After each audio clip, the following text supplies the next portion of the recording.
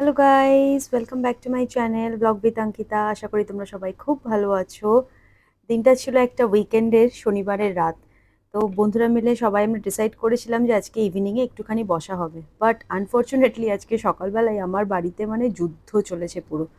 আমার যে বেডরুমের যে সিঙ্গেল ডাবল ডোরের যে দুখানা ওয়ার্ড্রোব আছে, দুটো ওয়ার্ড্রোবেরই কিছু প্রবলেমস হয়েছে। তো পুরো জামা কাপড় বার করে সেগুলোকে কার্পেন্টার এসে সব ঠিক করেছে। তো এসব পুরো মেস হয়েছিল।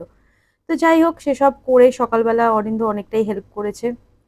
করে আজকে আমার ডিপার্টমেন্টে ছিল হচ্ছে চিকেন চাপলি কাবাব। তো আমি জাস্ট চিকেন চাপলি কাবাবটাই বানিয়েছি, কারণ এটা একটা পটলাক গ্যাদারিং আমরা ডিসাইড করেছিলাম। তো মোস্টলি সবই মানে কিছু কিছু সব ফ্রেন্ডসরা বানিয়ে বানিয়ে নিয়ে আসবে। তার মধ্যেই আবার অনিন্দ্য গিয়ে একটু বাজারও করে আনতে হতো, কারণ হচ্ছে টুকটাক জিনিস ঘরে ছিল না। ও মাঝখানে গিয়ে আবার নিয়েও আসলো। আরেকটা তোমাদের ইন্টারেস্টিং কথা বলি, আমার ঘরে টেস্টিং কে বলো তো? টেস্টার। আমার ঘরের টেস্টার কিন্তু আমার মেয়ে। ও এত ফুডি, মানে ও একটু এরকম টাইপের ফ্রাইড আইটেম এগুলো খেতে খুব ভালোবাসে। তো ওর জন্যে ওকে দিয়ে আমি টেস্ট করাই যে নুন মিষ্টি সব ঠিক আছে কিনা, বল খেতে কেমন হয়েছে। তো বাস আমি ওটাকে ফ্রাই করে বেরিয়ে পড়েছিলাম বন্ধুর বাড়িতে।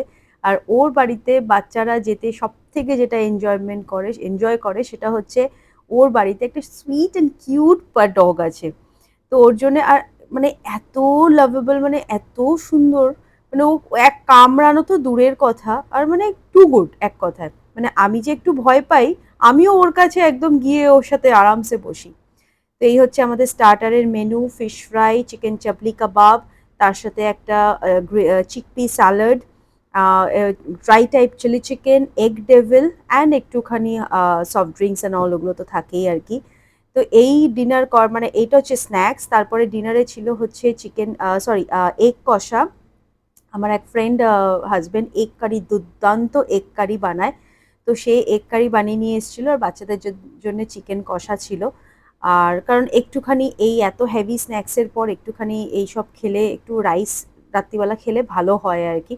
তো ওই জন্য সবাই মিলে ডিসাইড করেছিলাম রাত্রিবেলা একদম প্লেন একটা এগ কারি হবে, আর তার সাথে আহ, একটা চিকেন কষা বাচ্চাদের, আর আমাদের বড়দের জন্য রাইস আর এগ কারি।